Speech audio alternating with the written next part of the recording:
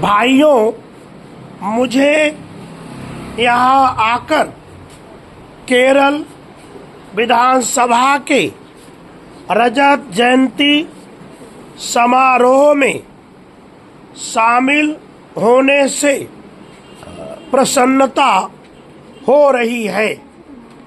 मैं जानता हूँ कि केरल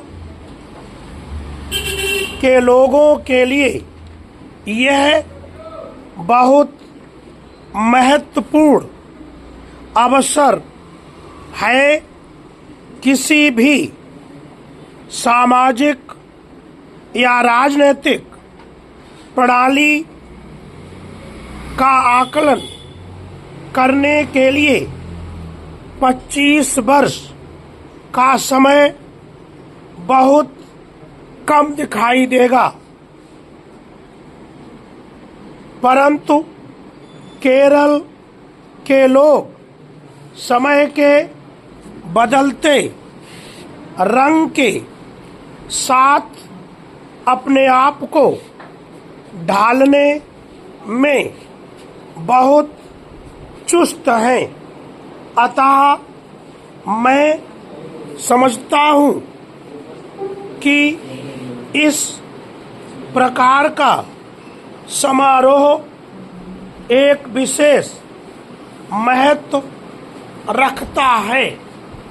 केरल के सुंदर हरे भरे नज़ारों ने मेरा मन मोह लिया है और मेरे लिए इस राज्य में आना हमेशा खुशी की बात होती है। केरल की सुंदरता में पर्वतों, नदियों और समुद्र का एक अनुपम सामंजस्य तथा निखार है। केरल के पर्यटक स्थलों को अंतर्राष्ट्रीय ख्याति भी मिल चुकी है और वह दुनिया भर के यात्रियों को आकर्षित कर रहे हैं। केरल की अपनी एक संस्कृति है। यह पुरानी रीतियों और नए आदर्शों के समन्वय से पैदा हुई है। अपनी विचित्र भौगोलिक स्थिति से इस राज्य का एक पृथक ही जीवन मार्ग और दृष्टिकोण है। केरल का भारत के दूसरे हिस्सों में रहने वाले लोगों के साथ गहरा संपर्क है। कई जातियों और लोगों ने समुद्र और पहाड़ों को पार करके केरल की धरती पर पांव रखा और यहाँ के वासियों के साथ राजनीतिक और धार्मिक संबंध स्थापित कर केरल की संस्कृति की संपन्नता, विधिवत और अनेकता का यही कारण है। केरल की सांस्कृतिक स्वरूप बहुत ही गौरवमय है और इस राज्य के लोगों की लगन ने इन्हें मानवीय गतिविधि के कई क्षेत्रों में सफलता के शिखर पर पहुंचने में मदद की है। हालांकि केरल राज्य, जैसे हम जानते हैं, 1956 में स्थापित हुआ। केरल के लोग भारत की स्वतंत्रता से पहले से ही प्रजातांत्रिक संस्थाओं के बारे में जानते थे और उन्हें प्रतिनिधि सरकार का अनुभव था। स्वतंत्रता के बाद शिक्षा के ऊंचे स्तर के कारण राजनीतिक विकास की प्रक्रिया में तेजी आई। कई राजनीतिक दल होने के कारण राज्य और राष्ट्र की समस्याओं के बारे में उनका अपना अपना सैद्धांतिक दृष्टिकोण है। केरल इस बात पर गर्व कर सकता है कि उसने संसदीय सरकार को बहुमूल्य योगदान दिया। भाइयों, क्योंकि आप लोग अपनी असेंबली की रजत जयंती मना रहे हैं, मैं समझता हूँ मुझे इस माननीय संस्थान के बारे में भी कुछ शब्द कहने चाहिए। बेटा, इसकी हिंदी बना के लाना आप लोग, ठीक है?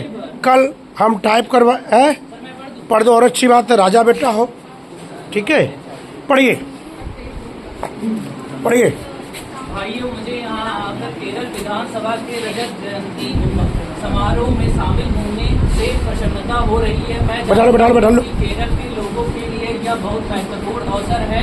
किसी भी सामाजिक या राजनीतिक प्रणाली का आकलन करने के लिए 25 वर्ष का समय बहुत कम दिखाई देगा, पर केरल के लोग